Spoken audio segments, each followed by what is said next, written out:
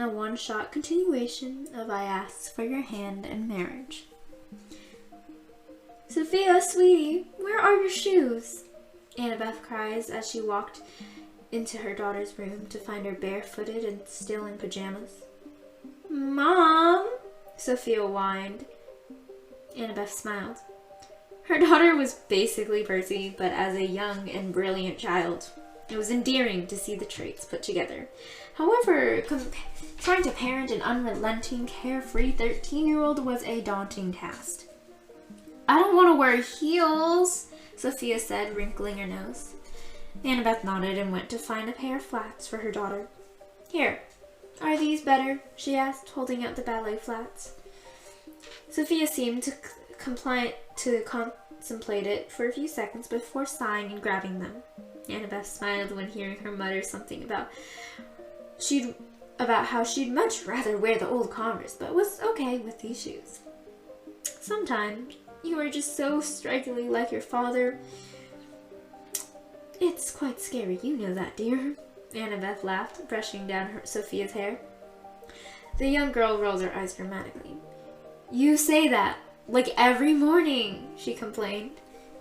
Annabeth shrugged. Because it's true, you're like a carbon copy of your father sometimes. Only, you have my hair, she laughed. Ugh, Sophia said. Once Sophia's hair was tamed, Annabeth left her room to go make sure that her youngest daughter was ready for the guests that were coming soon. Annabeth couldn't help but smile her way down the hall.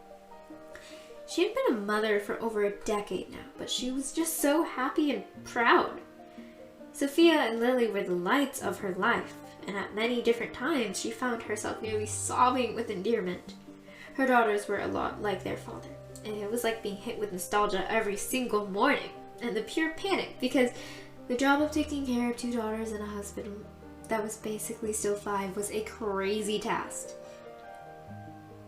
Good morning, Queen Annabeth, one of the newer staff members greeted politely. Annabeth smiled back. Good morning, Lydia, she greeted her back. Annabeth pushed open Lily's bedroom. Lily, sweetie, are you up and ready? She called. The young girl came out running from her closet and latched herself onto her mother's legs. Hi, Mama, she giggled. I got all changed for today, she said proudly. Annabeth knelt down and hugged her daughter. Good job, she said with a smile. Lily looked very pleased. She was only 7, but she was already an independent child who could do a lot of things on her own. Come on, let us go find your father. Your sister is already on her way, Annabeth said, pulling Lily with her. Lily smiled brightly and quickly trailed after her mother. Annabeth felt her chest blossom with pride. Lily had more of her personality, but she looked a lot like Percy's mother, funny enough. She did, however, have Percy's eyes, smile, and loud mouth. Her grin only grew when she walked into the dining room, only to find Percy already sitting at the table, ready for pancakes. Annabeth laughed and rolled her eyes, amused. Good morning, Annabeth said, taking her spot next to Percy. Percy leaned over and kissed her on the cheek, making Sophia cry out in disgust. Percy only laughed. One day you'll find someone you love so much that you want to kiss them forever, Percy said teasingly to his daughter. Sophia scoffed, pouting that, no, that's so gross. Okay, Percy said, laughing and shaking his head. Very soon did the pancakes come, and Sophia and her father both basically inhaled the food. Annabeth chuckled at how similar they were. It was like a crazy version of deja vu, watching all of the quirks she had seen in Percy in her own daughters, but with her own wits attached to them. They really got the best of both worlds, or maybe the worst, depending on who asks. She chuckled, thinking of the first nanny/teacher that Percy's father had hired for Sophia.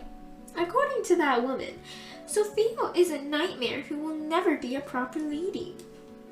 Though Annabeth was proud of her daughter for being strong and refusing to submit. She was one of those old-fashioned nobles, and after all, Annabeth didn't want her daughter taking after anyone like that. Sure, Sophia said sarcastically. Annabeth nudged Percy's side. commenting about how it was like looking at a reflection in front of him. Percy kicked his foot right back at her. And she has the prettiest dresses, Lydia sighed as the whole family stood waiting for their guests to arrive. Percy kept his arm wrapped around his daughter and smiled down at her. She sure does, Percy confirmed. She helped your mama pick out her wedding dress too, after a lot of worrying and panicking then. You know your mother, Percy snickered. The comment clearly didn't get past his wife, so she whacked him on the arm. Haha, I take it back, Percy said with a cheeky smile. Annabeth rolled her eyes with mirth. A carriage pulled up in front of the castle very quickly, and Queen Piper and Prince Jason stepped out with their adoring infant daughter and son. Piper, Annabeth cried out, giving her friend a French greeting and hug. How have you been? Is little Nicky a good sleeper? She asked. Piper sighed tiredly. Her face is so cute, but she doesn't like sleeping through the night. It's every 2 hours I had to get up, or Jason needs to get up to shush her, Piper said with a laugh. Jason bounced his daughter in his arms, looking down adoringly at her. Percy doesn't blame him in the slightest.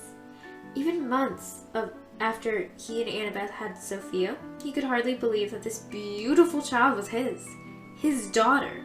Sometimes he'd look at Lydia and stare in awe and amazement. Percy knew he was sappy. He had always been, and especially since he had met Annabeth and fell for her, but he didn't know that he could melt into a pile of goo until he had daughters. One blink from either of them and he'd hold the sky even. Years ago, when he and Annabeth announced their first kid, Thalia had come to him to say her blessings and tease him that his baby-to-be would have the softest father. Her chap was funny, yes, but not untrue. I think he secretly enjoys it, though, Piper commented to Annabeth. A long time with Nicky, you know. Also, I think he's her favorite, and it's just so rude, because it should be me, who carried her for months, she complained. Annabeth laughed and agreed. She has Piper's eyes, Percy commented when Jason walked over with Nicky. Jason nodded, looking just as whipped as Percy knew he was when looking at his daughters. She's so beautiful, Jason said breathlessly. Nicky reached a hand out, curling her fingers around Jason's nose and pulling. The two men laughed. And strong. He made a funny face that made Nicky gurgle. They never stop looking this young, Percy sighed. The image of baby Sophia and baby Lydia were always fresh in his mind. Percy felt a small tug on his clothes. He turned around to see a young boy. Jason and Piper's son, Miles. He smiled at the boy. Miles was around Lydia's age. Hi, Percy said, leaning down to get closer to eye level with him. Miles laughed and shyly wrung his hands. You're so big now. When did I last see you? He said with a smile. Miles laughed and shrugged. I was 6, he said with an adorable voice. Percy nodded thoughtfully. Well, how old are you now? 7. Percy nodded enthusiastically. You and Lydia, he said. Are you excited for your baby sister? Miles shook his head very excitedly. Yes. The boy ran over to his father, tugging on him to bring down his sister. The boy lovingly stared at his sister and smiled and planted a kiss on the top of her head. Nicky squealed and tugged on the hair on his head. Hey, Nicky! Nicky, don't do that! Jason and Percy laughed together. Jason sighed and grinned when Lydia ran up to Miles, inviting him to play. It was very obvious that Miles flushed and nodded. The two kids giggled together, and Percy felt his heart squeeze. I'm telling you, they have kid crushes. Jason laughed. Yeah, reminds me of Annabeth and I, he said thoughtfully. So in love, he continued to mutter. Excuse me, I was not in love with you the first moment I met you, Annabeth called out in protest. Piper let out a cackle. You tripped on the pool deck, and I had to nurse you to health. All I was thinking about was how this young prince was such a mess, she laughed.